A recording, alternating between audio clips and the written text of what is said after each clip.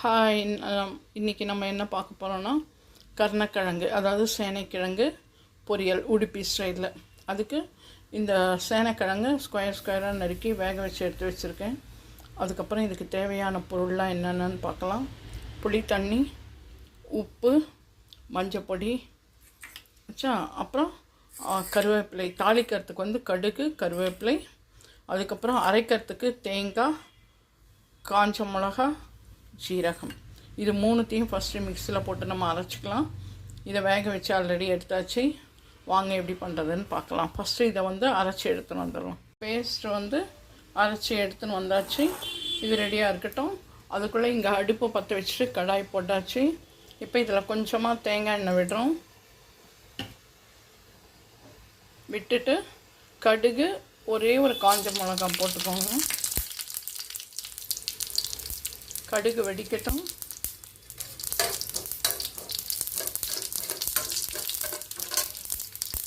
அதுக்கப்புறம் கருவேப்பிலை,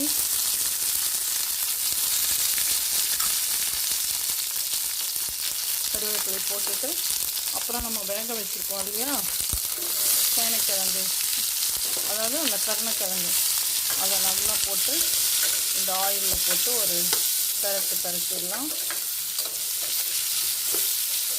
அதுக்கப்புறம் இது தேவையான அளவு மஞ்சள் பொடி. நெக்ஸ்ட்டு ஒரே ஒரு சின்ன நெல்லிக்காய் அளவு புளியை கரைச்சி வச்சுருக்கேன். அந்த புளி கரைசலையும் நம்ம இதில் விட்டுறோம்.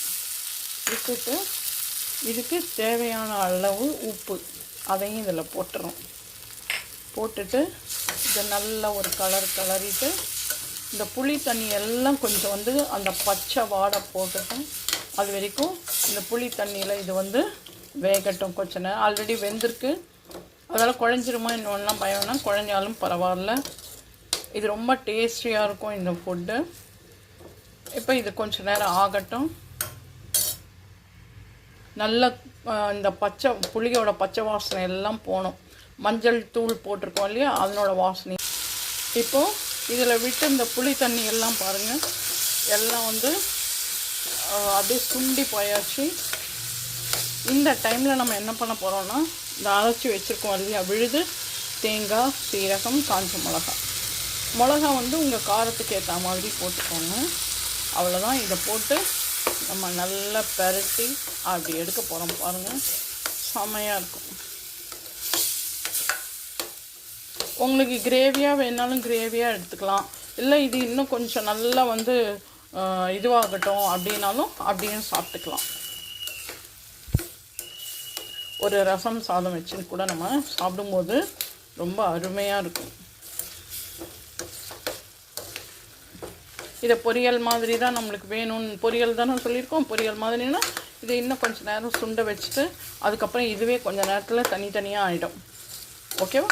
அப்போ அது வரைக்கும் நம்ம கொஞ்சம் வெயிட் பண்ணுவோம்.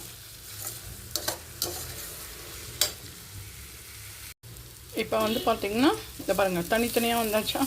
அவ்வளோதான். இது பதம். நம்ம இதை ஒரு கண்டெய்னருக்கு மாற்றிடலாம். உடுப்பி ஸ்பெஷல் கருணைக்கிழங்கு பொரியல், அதாவது சேனைக்கிழங்கு பொரியல் தயாராகியாச்சு. இதே மாதிரி நீங்களும் உங்கள் வீட்டில் செஞ்சு பார்த்து சாப்பிட்டுட்டு எப்படி இருக்குன்னு சொல்லி லைக் பண்ணுங்கள், ஷேர் பண்ணுங்கள், கமெண்ட் பண்ணுங்கள். மறக்காமல் இது வரைக்கும் நம்மளோட channel Padma's all in all சேனலை சப்ஸ்கிரைப் பண்ணாதவங்க பண்ணுங்கள்.